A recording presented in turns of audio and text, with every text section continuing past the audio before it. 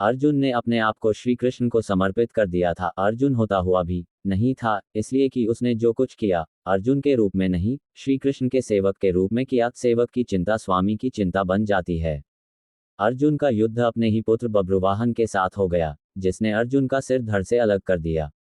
और कृष्ण दौड़े चले आए, उनके प्रिय सखा और भक्त के प्राण जो संकट में पड़ गए थे। अश्वमेध यज्ञ का घोड़ा बब्रुवाहन ने पकड़ लिया और घोड़े की देखभाल की जिम्मेदारी अर्जुन पर थी। बब्रुवाहन ने अपनी मां चित्रांगदा को वचन दिया था कि मैं अर्जुन को युद्ध में परास्त करूंगा, क्योंकि अर्जुन चित्रांगदा से विवाह करने के बाद लौटकर नहीं आया था। और इसी बीच चित्रांगदा ने बब्रुवाहन को जन्म दिया था। चित्रांगदा अर्जुन से नाराज थी और उसने अपने पुत्र को ये तो कह दिया था कि तुमने अर्जुन को परास्त करना है, लेकिन यह नहीं बताया था कि अर्जुन ही तुम्हारा पिता है। और बब्रुवाहन मन में अर्जुन को परास्त करने का संकल्प लिए ही बड़ा हुआ। शस्त्र विद्या सीखी, कामाख्या देवी से दिव्य बाण भी प्राप्त किया अर्जुन के वध के लिए।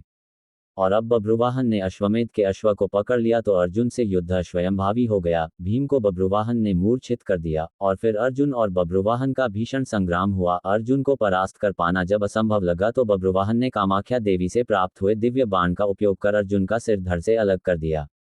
श्री कृष्ण को पता था कि क्या होने वाला है, और जो कृष्ण को पता था वही हो गया। वे द्वारिका से भागे भागे चले आए। दाव को कह दिया, देर हो गई तो बहुत देर हो जाएगी, जा रहा हूं। कुंती विलाप करने लगी, भाई विलाप करने लगे। अर्जुन पांडवों का बल था, आधार था, लेकिन जब अर्जुन ही न रहा तो जीने का क्या लाभ। मां ने कहा, बेटा तुमने बीच मझधार में ये धोखा क्यों दिया। मां बच्चों के कंधों पर इस संसार से जाती है और तुम मुझसे पहले ही चले गए। ये हुआ कैसे, ये हुआ क्यों। जिसके सखा श्री कृष्ण हो, जिसके सारथी श्री कृष्ण हो, वह यूं निष्प्राण धरती पर नहीं लेट सकता। पर यह हो कैसे गया। देवी गंगा आई, कुंती को कहा, रोने से क्या फायदा, अर्जुन को उसके कर्म का फल मिला है। जानती हो, अर्जुन ने मेरे पुत्र भीष्म का वध किया था धोखे से। वह तो अर्जुन को अपना पुत्र मानता था, पुत्र का ही प्यार देता था, लेकिन अर्जुन ने शिखंडी की आड़ लेकर मेरे पुत्र को बाणों की शैया पर सुला दिया था। क्यों। भीष्म ने तो अपने हथियार नीचे रख दिए थे, वह शिखंडी पर बाण नहीं चला सकता था, वह प्रतिज्ञाबद्ध था। लेकिन अर्जुन ने तब भी मेरे पुत्र की छाती को बाणों से छलनी किया। तुम्हें शायद याद नहीं, लेकिन मुझे अच्छी तरह याद है। तब मैं भी बहुत रोई थी। अब अर्जुन का सिर धड़ से अलग है। बब्रुवाहन ने जिस बाण से अर्जुन का सिर धड़ से अलग किया है, वह कामाख्या देवी माध्यम से मैंने ही दिया था। अर्जुन को परास्त कर पाना बब्रुवाहन के लिए कठिन था। आखिर उसने मेरे ही बाण का प्रयोग किया और मैंने अपना प्रतिशोध ले लिया। अब क्यों रोती हो कुंती। अर्जुन ने मेरे पुत्र का वध किया था और अब उसी के पुत्र ने उसका वध किया है। अब रोने से क्या लाभ। जैसा उसने किया वैसा ही पाया, मैंने अपना प्रतिशोध ले लिया। और प्रतिशोध शब्द भगवान श्री कृष्ण ने सुन लिया, हैरान हुए। अर्जुन का सिर धड़ से अलग था और गंगा मैया, भीष्म की मां, अर्जुन का सिर धड़ से अलग किए जाने को अपने प्रतिशोध की पूर्ति बता रही हैं। श्री कृष्ण सहन नहीं कर सके। एक नजर भर अर्जुन के शरीर को, बुआ कुंती को, पांडु पुत्रों को देखा, बब्रुवाहन और चित्रांगदा को भी देखा। कहा, गंगा मैया, आप किससे किससे प्रतिशोध की बात कर रही हैं।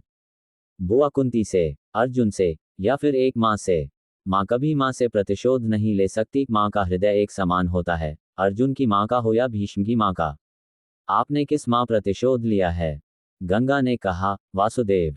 अर्जुन ने मेरे पुत्र का उस समय वध किया था जब वह निहत्था था। क्या यह उचित था। मैंने भी अर्जुन का वध करा दिया उसी के पुत्र से। क्या मैंने गलत किया। मेरा प्रतिशोध पूरा हुआ। यह एक मां का प्रतिशोध है। श्री कृष्ण ने समझाया, अर्जुन ने जिस स्थिति में भीष्म का वध किया, वह स्थिति भी तो पितामह ने ही अर्जुन को बताई थी, क्योंकि पितामह युद्ध में होते तो अर्जुन की जीत असंभव थी। और युद्ध से हटने का मार्ग स्वयं पितामह ने ही बताया था। लेकिन यहाँ तो स्थिति और है। अर्जुन ने तो बब्रुवाहन के प्रहारों को रोका ही है, स्वयं प्रहार तो नहीं किया, उसे काटा तो नहीं। और यदि अर्जुन ये चाहता तो क्या ऐसा हो नहीं सकता था। अर्जुन ने तो आपका मान बढ़ाया है। कामाख्या देवी द्वारा दिए गए आपके ही बाण का प्रतिशोध लेकर आपने पितामह का, अपने पुत्र का भी भला नहीं किया। गंगा दुविधा में पड़ गई। श्री कृष्ण के तर्कों का उसके पास जवाब नहीं था। पूछा, क्या करना चाहिए। जो होना था सो हो गया, आप ही मार्ग सुझाएं। श्री कृष्ण ने कहा, आपकी प्रतिज्ञा पूरी हो गई, उपाय तो किया ही जा सकता है, कोई रास्ता तो होता ही है। जो प्रतिज्ञा आपने की वह पूरी हो गई। जो प्रतिज्ञा पूरी हो गई तो अब उसे वापस भी लिया जा सकता है। यदि आप चाहें तो क्या नहीं हो सकता। कोई रास्ता तो निकाला ही जा सकता है। गंगा की समझ में बात आ गई और माँ गंगा ने अर्जुन का सिर धड़ से जोड़ने का मार्ग सुझा दिया। ये कृष्ण के तर्कों का कमाल था, जिस पर श्री कृष्ण की कृपा हो, जिसने अपने आप को श्री कृष्ण को सौंप रखा हो, अपनी चिंताएं सौंप दी हो, अपना जीवन सौंप दिया हो, अपना सर्वस्व सौंप दिया हो, उसकी रक्षा के लिए श्री कृष्ण बिना बुलाए चले आते हैं। द्वारिका से चलने पर दाऊ ने कहा था, कान्हा, अब अर्जुन और उसके पुत्र के बीच युद्ध है, कौरवों के साथ नहीं, फिर क्यों जा रहे हो?